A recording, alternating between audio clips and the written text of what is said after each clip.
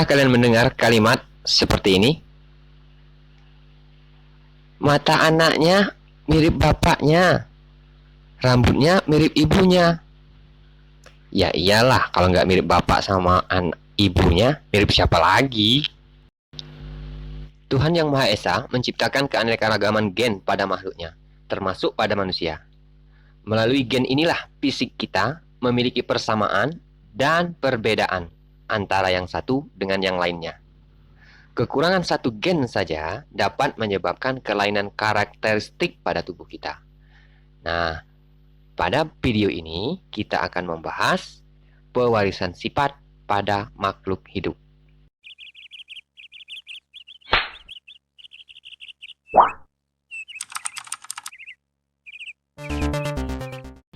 Peta konsep pembelajaran pewarisan sifat pada makhluk hidup terdiri dari materi genetik, hukum Mendel, dan penerapan pewarisan sifat.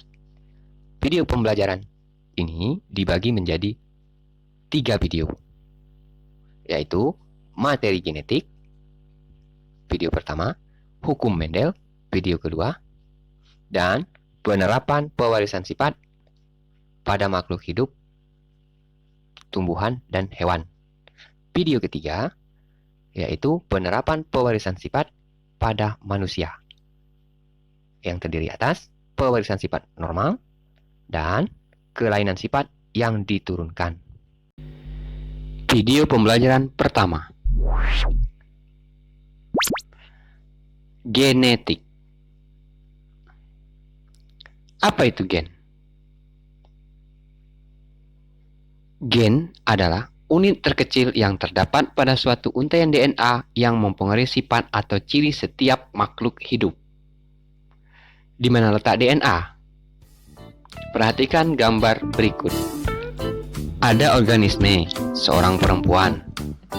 Kita ambil atau kita perbesar kulitnya. Kulit terdiri dari jaringan kulit. Di dalam jaringan kulit tadi terdapat sel kulit. Ingat materi kelas 7.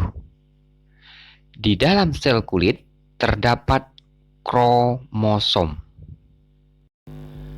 Kromosom tersusun dari kromatin. Bentuknya seperti benang. Nah, DNA melilit pada protein histon yang terdapat pada kromatin. Jadi, DNA ada di dalam sel makhluk hidup, tepatnya di dalam kromosom. Kali ini kita akan mengenal kromosom. Kromosom adalah benang-benang halus yang berfungsi sebagai pembawa informasi genetis kepada keturunannya. Kita lihat gambar. Jika sel yang sedang aktif untuk membelah dilihat di bawah mikroskop, maka akan terlihat benang-benang kromatin. Benang tersebut memendek, menebal, dan mudah menyerap zat warna, sehingga tampak seperti benang halus. Nah, berdasarkan letak sentromernya kromosom, maka kromosom dapat kita bagi menjadi 4 kromosom. Yang pertama, telosentrik. Ciri-cirinya memiliki 1 lengan. Bentuknya seperti batang. Dan letak sentromernya berada di ujung. Yang kedua, metasentrik. Ciri-cirinya mempunyai 2 lengan yang sama panjang. Letak sentromernya berada di tengah, seperti huruf Pi. Yang ketiga, aksosentrik. Cirinya mempunyai 2 lengan, tetapi tidak sama panjang. Letak sentromernya dekat ujung dan memiliki bentuk seperti huruf J atau L. Yang keempat, submetasentrik. Kedua lengan hampir sama panjang. Letak sentromernya hampir di tengah, memiliki bentuk seperti huruf L. Kita ulangi. Pembagian kromosom berdasarkan letak sentromernya. A disebut, B disebut, C disebut, dan D disebut. Oke. Kita sudah membahas pengertian gen. Letak gen di dalam kromosom. Macam-macam kromosom berdasarkan letak sentromernya. Sekarang kita akan membahas fungsi gen. 1. Mengatur perkembangan dan metabolisme individu.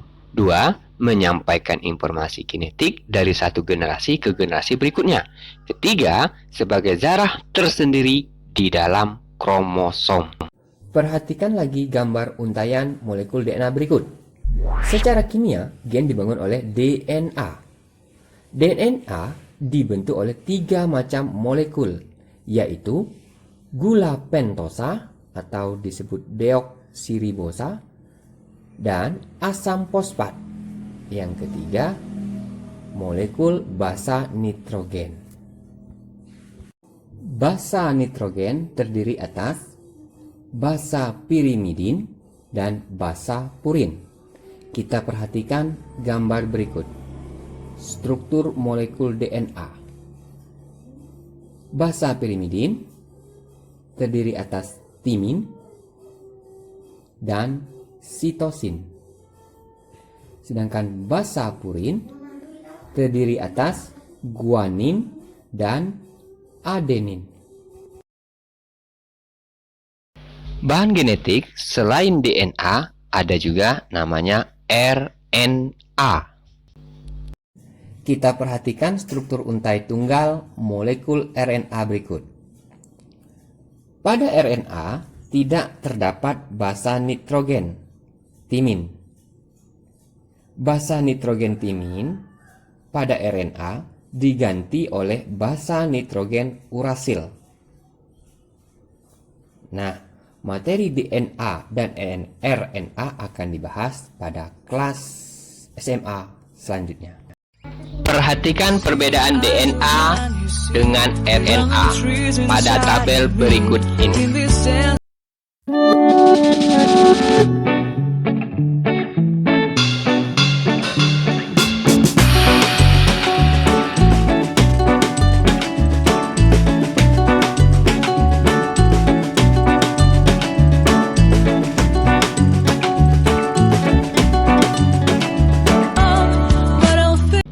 Setiap spesies makhluk hidup memiliki kromosom yang khas dan tetap. Jumlah kromosom antara jenis yang satu dengan yang lainnya itu berbeda. Mari kita perhatikan tabel jumlah kromosom pada beberapa makhluk hidup berikut yang saya dapat dari buku paket. Kita lihat ada manusia sampai ke kacang ercis. Berdasarkan fungsinya, kromosom pada manusia dan makhluk hidup yang berkembang biak secara seksual dapat dibedakan menjadi 2, yaitu 1. Autosom, yaitu kromosom yang mengatur sifat-sifat tubuh selain jenis kelamin. Jadi semuanya ada autosom, kecuali jenis kelamin. Kromosom tubuh atau autosom manusia ada 22 pasang, atau berjumlah 44 buah. Yang kedua, gonosom atau kromosom seks, yaitu kromosom yang khusus menentukan jenis kelamin.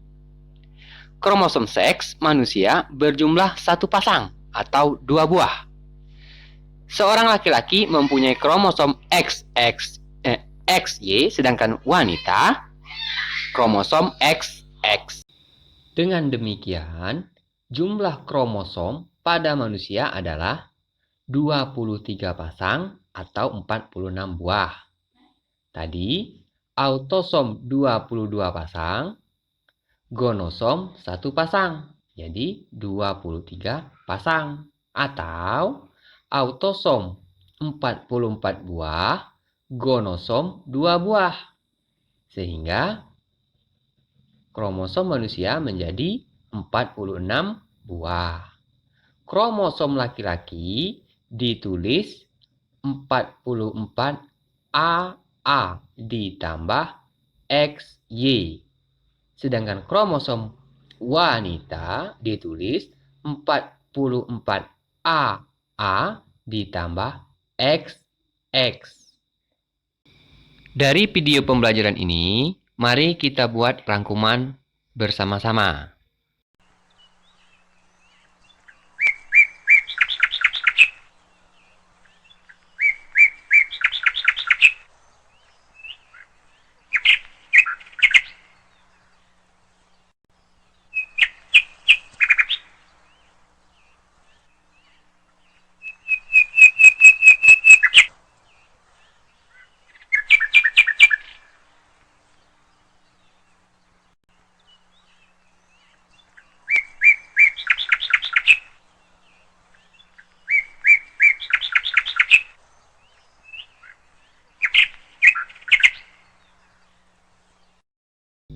Sampai jumpa pada video pembelajaran selanjutnya, yaitu hukum Mendel atau sering disebut hukum pewarisan sifat.